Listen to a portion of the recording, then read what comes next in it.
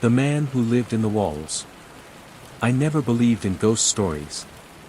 Not the ones people whisper at campfires, not the ones you find in obscure subreddits late at night. They always seemed too rehearsed, too polished. Like everyone was just looking for their next hit of fear. But what happened to me 2 winters ago? I don't know what it was. A haunting, a possession, or just madness, maybe. But I swear this, I wasn't alone in that house. It started in November, when I moved into a rental home in a quiet town called Ashridge Hollow. A short-term gig in the local school district had popped up, decent pay, quiet place to write my thesis, and honestly, I was tired of the city. So I jumped. The house. The house was cheap. Suspiciously cheap. It stood at the very end of Winslow Street, alone, as if forgotten. 2 stories tall, with narrow windows and peeling paint. Ivy clawed up its sides like green veins. There was something crooked about it. Like it wasn't built wrong, just aged into the wrong shape. The listing said, 3-bedroom colonial home with character. Slightly outdated, but peaceful and quiet. Ideal for writers, teachers, or long-term guests. The owner, a woman named Mrs. Delaney, was old school. She insisted we sign the lease in person. When I arrived, she didn't say much. Just slid the keys across the table with thin, liver-spotted fingers and whispered, "If you hear anything in the walls, don't open the panels. Just call me." I laughed, thinking it was a joke. She didn't smile. Moving in. The first few days were calm. Cold, gray skies. Light rain. A creek nearby that sang quietly at night. The interior of the house had old furniture covered in dust cloths, wallpaper yellowed with age, and wooden floorboards that creaked in protest with every step. But I liked it. It was honest. Lived in. I picked the smallest bedroom upstairs, one that faced the forest. I set up my writing desk by the window and filled it with my notebooks and coffee cups. Every night, the wind would whistle through the old window frames. Sometimes, it almost sounded like voices. First night. The first night something happened, I chalked it up to the house settling. It was 2:38 a.m. I remember the time because I checked my phone after hearing what sounded like scratch. Day 3, the panel. On the 3rd day, I noticed something odd in the hallway, a square wooden panel halfway up the wall, nearly invisible unless the light hit it right. I hadn't seen it when I moved in. I stood there staring at it, remembering Mrs. Delaney's words. "If you hear anything in the walls, don't open the panels." Curiosity buzzed in my fingertips. But I walked away. For now. The voice. That night, the scratching came back. But this time, it spoke. A voice. Male. Hoarse. Low, like someone speaking through layers of insulation. Almost a whisper. "Don't leave." I froze. The voice was so faint I thought it was a dream. But I hadn't fallen asleep yet. I sat up in bed and whispered, "Hello." Silence. Then the voice again, now from the opposite wall, like it had moved. "I see you." I turned on every light in the room and didn't sleep. The shadow behind the wall. That weekend, I invited a friend, Mark, who lived 2 towns over, to crash for a night. I didn't tell him everything, just said the place felt off. Around midnight, we sat in the living room watching old horror movies. I excused myself to use the upstairs bathroom. On the way back down, I heard Mark call me from the kitchen. "Hey, dude, come check this out." I turned the corner, and Mark wasn't there. The kitchen was empty. Then I heard his voice again, from upstairs, back where I had come from. "I'm up here, man. What did you want me to see?" I ran up.